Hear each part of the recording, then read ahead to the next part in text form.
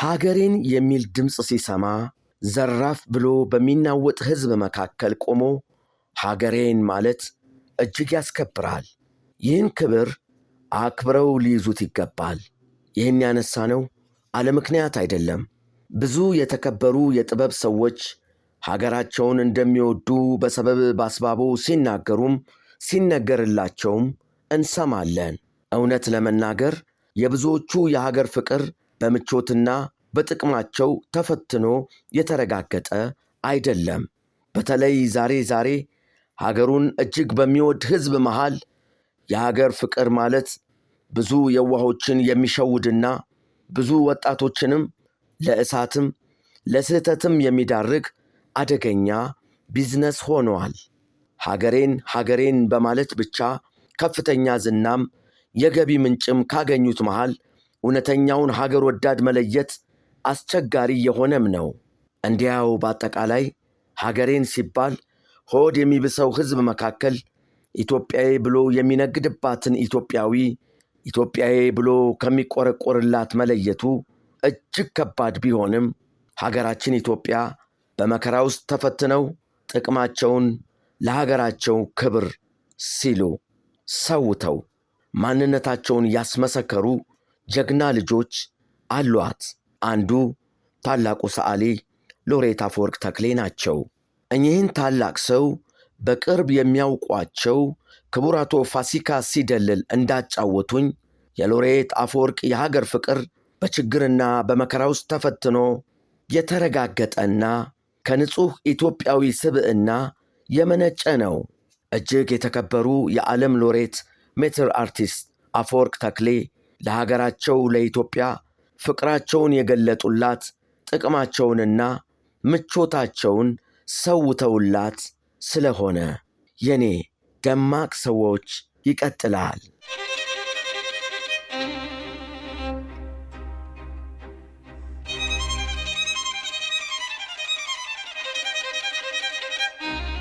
የኔ ደማቅ ሰዎች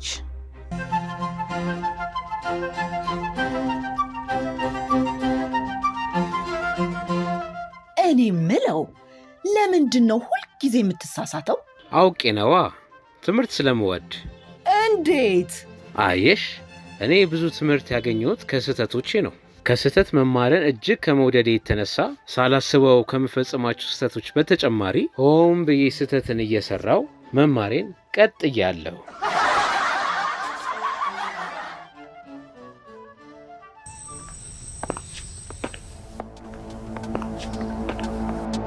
ኮስፒ ነው።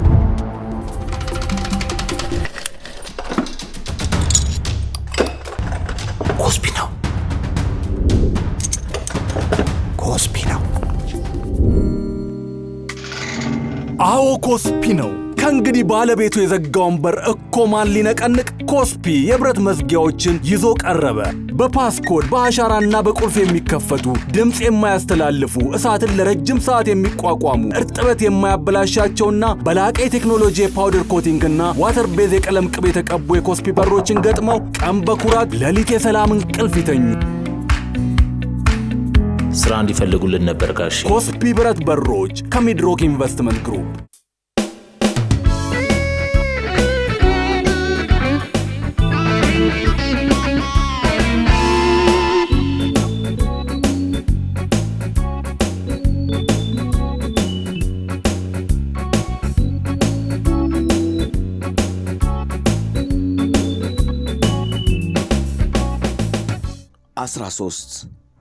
ማጭድና መዶሻውን ያራገፉት ሰዓሊ።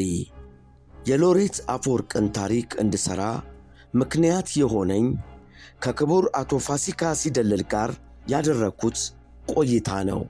የቀድሞ ፕሬዝዳንታችንን የኮሎኔል መንግሥቱን ባሕሪ ለማወቅ ለክቡር አቶ ፋሲካ ሲደልል ያቀረብኳቸው አንዳንድ ጥያቄዎች ሳይታሰብ ሎሬት አፈወርቅ ጋር አደረሰን። በዚሁ ፕሮግራም ላይ ክቡር አቶ ፋሲካ ኮሎኔል መንግሥቱ የጥበብ ሰዎችና ምሁራን ላይ ሆደ ሰፊ መሆናቸውን ይነግሩኛል። መንግሥቱ ምሁራንና የጥበብ ሰዎች አንጻራዊ ነፃነት እንደሚያስፈልጋቸው ይገነዘባሉ። እርሳቸው የማይታገሱት ወደ ሕዝብ የሚወጣ ትችትና ተቃውሞ ነው።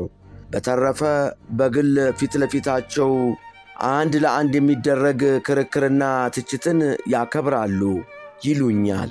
እኔም ፕሬዝደንት መንግሥቱን ያክል መሪ ደፍሮ ፊት ለፊት የሚናገራቸው ሰው ማን ነው ስል ጠየቅኩ። ከምሁራን የፕሮፌሰር መስፍንን ስም ጠሩልኝ። ከጥበብ ሰዎች የ5 ያክል ሰዎችን ስም ነገሩኝ። እነርሱም ባለቅኔ ሎሬት ጸጋዬ ገብረመድኅን፣ ገጣሚና ጸሐፊ ተውኔቱ አብዬ መንግሥቱ፣ ጸሐፊና ጋዜጠኛው ጳውሎስ ኞኞ እንዲሁም ሎሬት አፈወርቅ ተክሌ ናቸው። 5ቱም የጥበብ ሰዎች ኮሎኔል መንግሥቱን ፊት ለፊት ተናግረው በሳቅና በአክብሮት ነበር የታለፉት።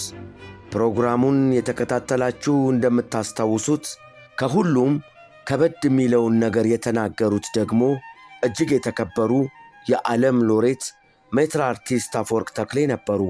በዚሁ ፕሮግራም ሎሬት አፈወርቅ የስዕል ኤግዚቢሽን ለማሳየት ወደ ሩሲያ መጠራታቸውን፣ በወቅቱ የባህል ሚኒስቴር የነበሩት ሰውም ከስዕሎቹ ጋር የመንግሥቱ ኃይለማርያምን ፎቶ እንዲያካትቱ መጠየቃቸውን፣ ሎሬት አፈወርቅ ፈቃደኛ አለመሆናቸውን፣ ሚኒስትሩም ምን ነው ድሮ የጃንሆይን ምስል ታካትት አልነበረም ወይ ማለታቸውን፣ ሎሬት አፈወርቅም የጃንሆይን ፎቶግራፋቸውን ሳይሆን ፔይንቲንጋቸውን ይጠቀሙ እንደነበርና ይህንንም ያደረጉት ንጉሡ በመሪነታቸው አሳምነዋቸው እንደሆነ፣ መንግሥቱም ቢያሳምኑኝ ኖሮ እንደ ጃንሆይ ስላቸው ነበር ማለታቸውን፣ አሁን ከስዕሎች ጋር የመንግሥቱን ፎቶ ጨምረ ሂድ ካላችሁኝ ግን ኤግዚቢሽኑ ይቀራል፣ እኔም አልሄድም ብለው ቁርጡን እንደነገሯቸው፣ በመጨረሻም ሚኒስትሩ እምቢተኝነታቸውን አክብረው ያለ መንግሥቱ ፎቶግራፍ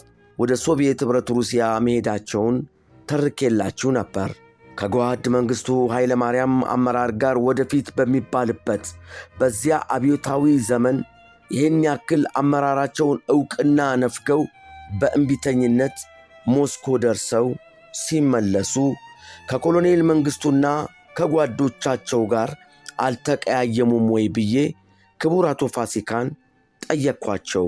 ከእርሳቸውም ሆነ ከጓዶቻቸው የደረሰባቸው ምንም አይነት ችግር እንዳልነበር ነገሩኝ።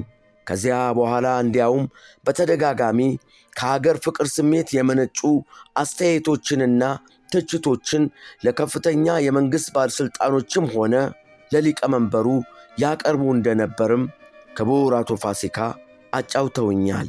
ለምሳሌ በዘመነ ኢሰፓ ካኪውን ዩኒፎርም መልበስ ተግባራዊ ሲሆን ይሄ የቻይና ዲዛይን ነው፣ በኢትዮጵያ መንፈስ አፍሪካዊነታችንን በሚያንጸባርቅ መንገድ ልስራው፣ ዲዛይን ላድርገው ብሎ ነበር።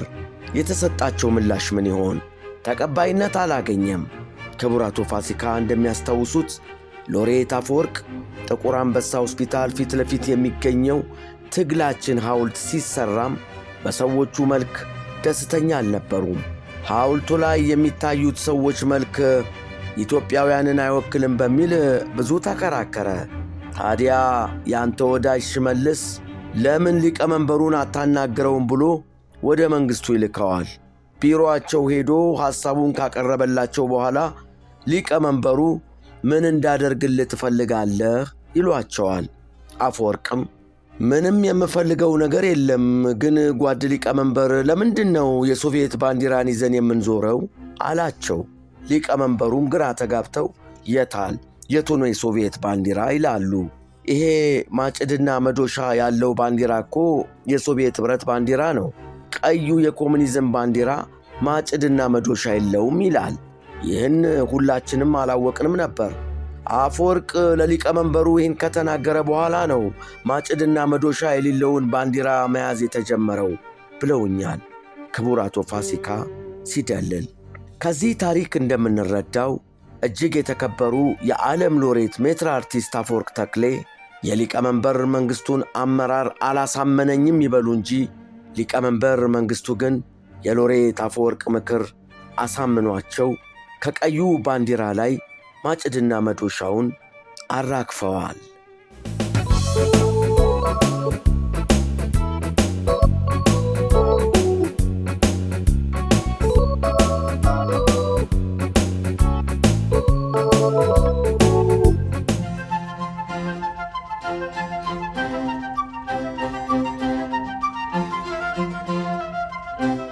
ልጅህ በ5 ዓመቱ አለቃህ ነው።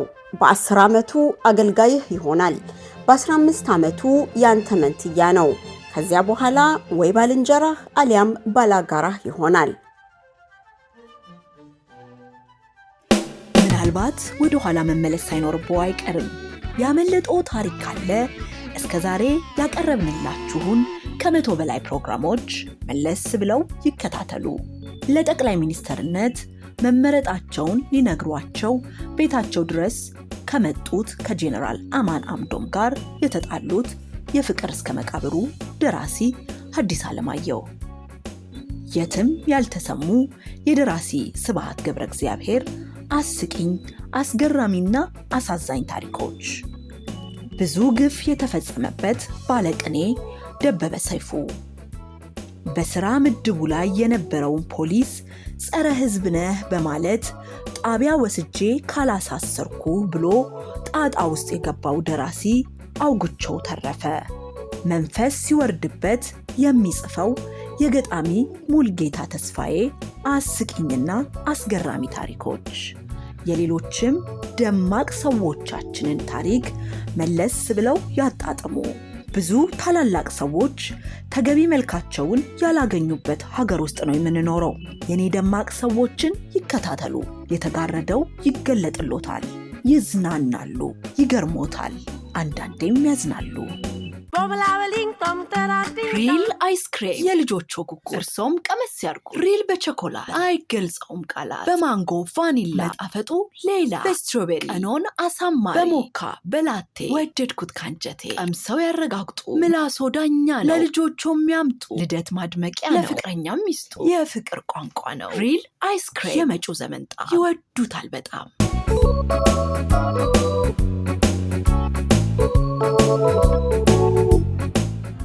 ለ14 ሰዓሊው የነ ሴንጎር ወዳጅ።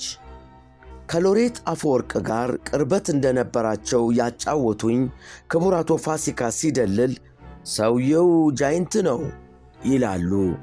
በብዙ ታላላቅ ሰዎች ዘንድ የተከበረ ሰው ነበር። ሁሉም የአፍሪካ መሪዎች በኦኤዩ ስብሰባም በቤተ መንግሥትም ይጋብዙታል። ብዙዎቹ መሪዎች ቀጠሮ እየጠየቁ ቤቱ ይሄዳሉ።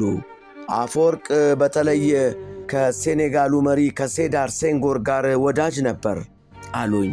በነገራችን ላይ ሴዳር ሴንጎር ገጣሚ ናቸው።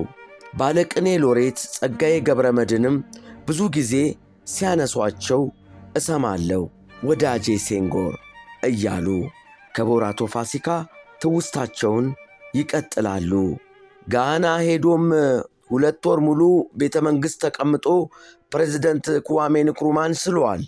ለ2 ወር እዚያ ቤተ መንግሥት ሆኖ ስኬቹን ከሠራ በኋላ እቤቱ መጥቶ ነው ስዕሉን የጨረሰው። በእነኛ 2 ወራት ንክሩማ ስለ ኢትዮጵያ ሕዝብ ያጫወተውን ነገር ነግሮኛል። እኛ እኮ ባህል የለንም፣ ታሪክ የለንም። ያልተበረዘ ያልተከለሰ ታሪክና ባህል ያላችሁ እናንተ ናችሁ። እናንተ ኢትዮጵያውያን ናችሁ እኛን የምትወክሉን። እኔ ኦኤዩ አዲስ አበባ እንዲሆን በጣም የተከራከርኩት ከሁሉ በላይ የእኛን አፍሪካን ባህልና ታሪክ የምትወክሉት እናንተ ናችሁ ብዬ ነው እንዳለው አጫውቶኛል አሉኝ ክቡር አቶ ፋሲካ።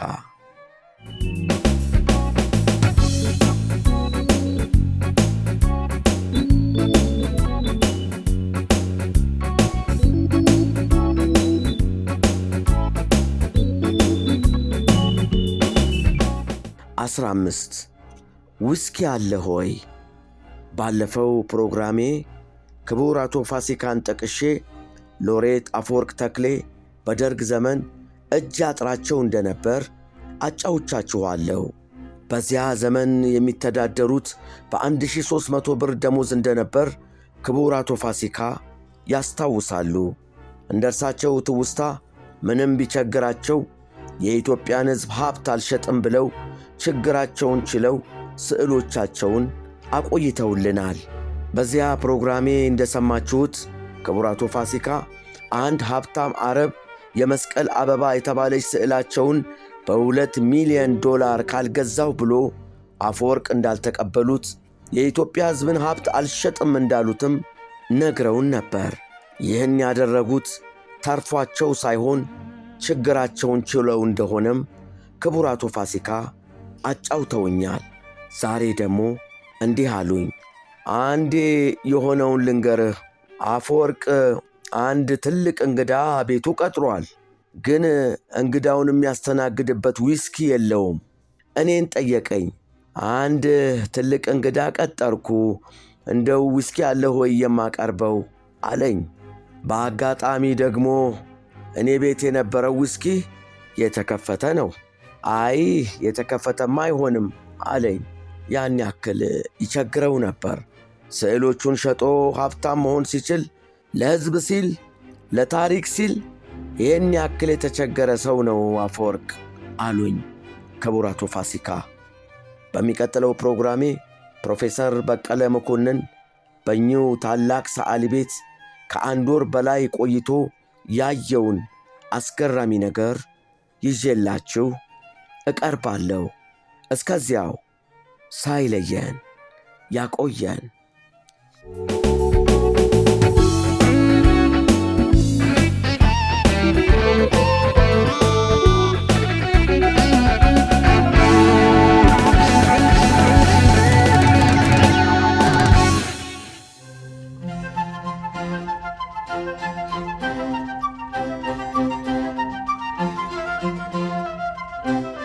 ሚጥሚጣ በጣም ደቃቅ ከሆነ ቀይ ቃሪያ የሚገኝ የምግብ ማባያ ነው።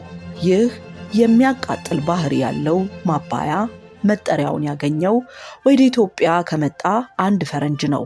ፈረንጁ ይህንን የሚፋጅ ዱቄት በማንኪያ ቆንጥሮ ከቀመሰ በኋላ ይጮሃል። ምላሱን ጎልጉሎ ተቃጠልኩ፣ ተሰቃየው ይላል። የስቃዩን መጠን ከነፍሰ ጡር ምጥ ጋር አመሳስሎ ሚጥ መጣብኝ፣ ሚጥ መጣ እያለ ስለጮኸ ሚጥ መጣ የዚህ ቃጠሎ መጠሪያ ሆነ። ሚጥ መጣ ተባለ።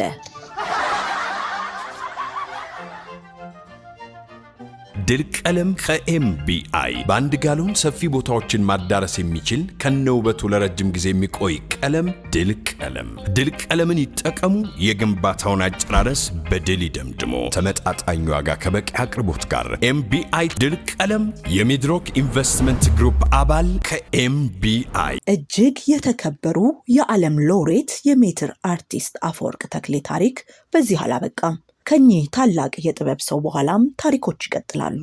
የታላቁን የሀገር ባለውለታ የልዑል ራስ መንገሻን፣ የነከበደ ሚካኤልን፣ የነጸጋዬ ገብረ መድኅንን፣ የነ ኃይሌ ገብረ ሥላሴን፣ የነ ጎሳዬ ተስፋዬን፣ የሌሎችም ደማቅ ሰዎች ያልተሰሙና የሚያስገርሙ ታሪኮችን ይጠብቁ። ሁሌ እንዲያገኙን ሰብስክራይብ ያድርጉን። የምስራች! የኔ ደማቅ ሰዎች ቅጽ 1 ካናዳ በሚኖሩ የትረካ ወዳጆች ታትሟል። ቶሮንቶ የምትገኙ ኢትዮጵያውያን በስልክ ቁጥር 43 7766 24 21 ደውላችሁ ማግኘት ትችላላችሁ። ሁናቴዎች ሲመቻቹ አዲሱ ትውልድ ከታላላቆቹ ስብዕና ይማር ዘንድ የኔ ደማቅ ሰዎች ቅጽ 1 2 እና 3 በተከታታይ ለኢትዮጵያ አንባቢያን የሚቀርቡ ይሆናል። በአንባቢያን ዘንድ ተወዳጅነትን ያተረፈው የታገል ሰይፉ ዝንቡላና ካሮት ረጅም ልቦለድ 3ኛ እትምም በጃፋር መጽሐፍት መደብር አለ። ቢችሉ ገዝተው ባይችሉ ተውሰው ያንብቡት።